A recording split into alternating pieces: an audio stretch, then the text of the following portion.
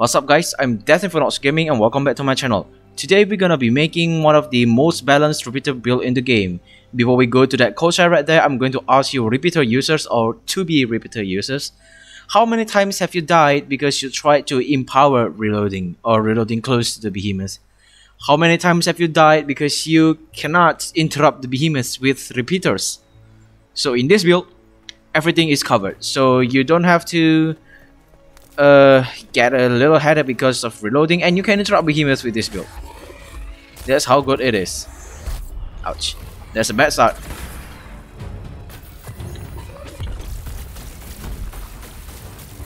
See, all reloaded. I don't need to go through that reloading motion, and all I do is evade and kaboom, 12 bullets. What happened right there? Did the bullet just stop by something invisible?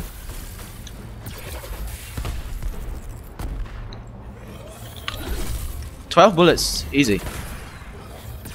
Just like that.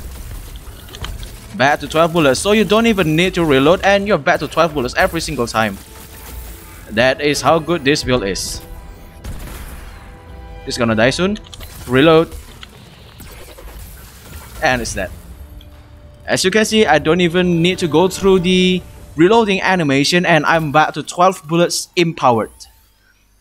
And every time I evade, I'm going to reduce my lantern cooldown. Every time I cast tempest, I'm going to reduce my lantern cooldown as well.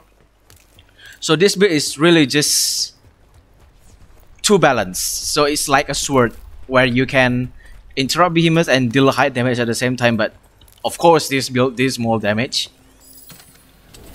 And with impeccable timing with this lantern of yours, you're going to be able to interrupt behemoths.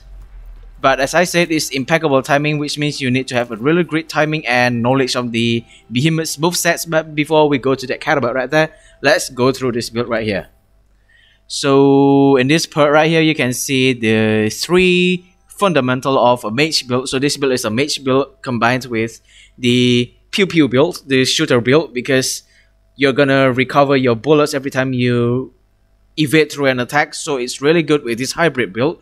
So the main perks for the mage build is A3 evasion, omni search, and zeal for this case. So every time you evade through an attack, the A3 evasion activates, reducing your lantern cooldown, and you gain a stack of tempest. Every time you use tempest, the omni search activates and reducing your lantern cooldown. And of course, your lantern is going to deal more damage thanks to zeal and conduit here as well. So every time you cast your lantern, you're going to get extra attack speed, and with all this lantern cooldown reduction, you're going to have almost permanent attack speed boost. And predator for your damage, berserker as well, because we are going to play a little bit hitting, a little bit shooting, and A3 attunement because this weapon right here actually gives the bond right here actually gives the A3 attunement. And here's the bond right here that I'm talking about. I'm dodging through a behemoth attack, empowered reload. So when I was scrolling through the weapons on which weapon is currently broken, and I saw this one on dodging through a behemoth attack, empowered reload, and I thought, right, this is broken. So even though you're evading through projectiles, you're going to empower reload. No matter how far you are from the behemoth, as long as you dodge through a behemoth attack, you're going to empower reload. And that means every time you evade through attacks, you're going to activate three things. The first is A3 evasion, reducing your lantern cooldown. The second is tempest. Every time you evade, you're going to get a stack of tempest. And every time you evade through attack, you're going to reload, empowered reload. And that is really good. So that is why in this weapon right here, I brought extraction catalyst with me. So every time you evade through an attack, you're going to reduce your cooldowns as well. So it's 4 benefit you get from evading, and that is the good thing about this build right here. So your lantern deals damage and you don't even need to reload. You can keep spamming your shooting and you don't even have to go through the reloading motion, and you don't even need to get headache because when you reload, the behemoth attacks you. That is the good thing about this build. And let's go through the equipments. It's the Razor Kiri with Predator, the Thunder Deep Thrust with A3 evasion, the Phalanx with Omni Search, and the Thunder Deep Thrust again with Predator. So I have mentioned earlier, with impeccable timing, you can interrupt behemoth, and this is the lantern. So with this lantern you can interrupt behemoth, you can get it from Lady Luck. But if you somehow don't have the Broadsides Lantern, you can always switch to anything else you want. Anything else will deal high damage and you can keep spamming it, except the Recruit's Lantern and Strike's Zeal, because they don't deal damage. So let's try this build out on this Carabat right here. Must be tired waiting for my explanation. Let's use the Molcarians. Alright. Let's see if it's gonna attack.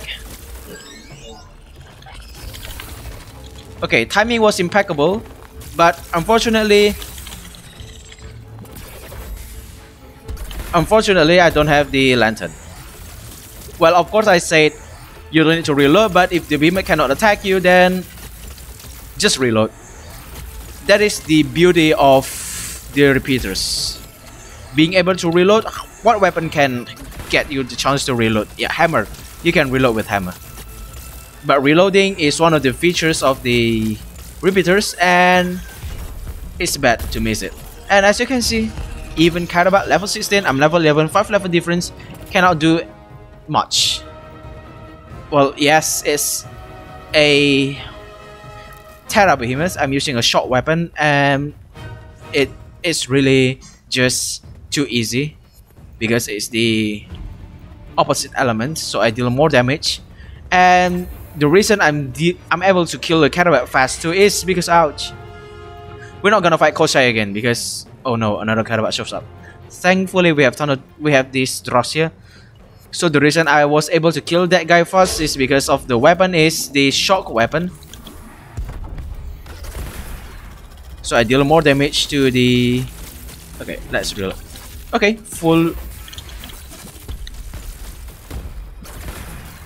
Alright, let's skip that one and let's focus on this battle. Oh, that is angry. Full bullets. Back to full bullet again. And back to full bullet again. Do you even need to reload? No. Well, reload when you want to, but you don't really even need to reload. See, it's back to 12. Empowered. Ouch.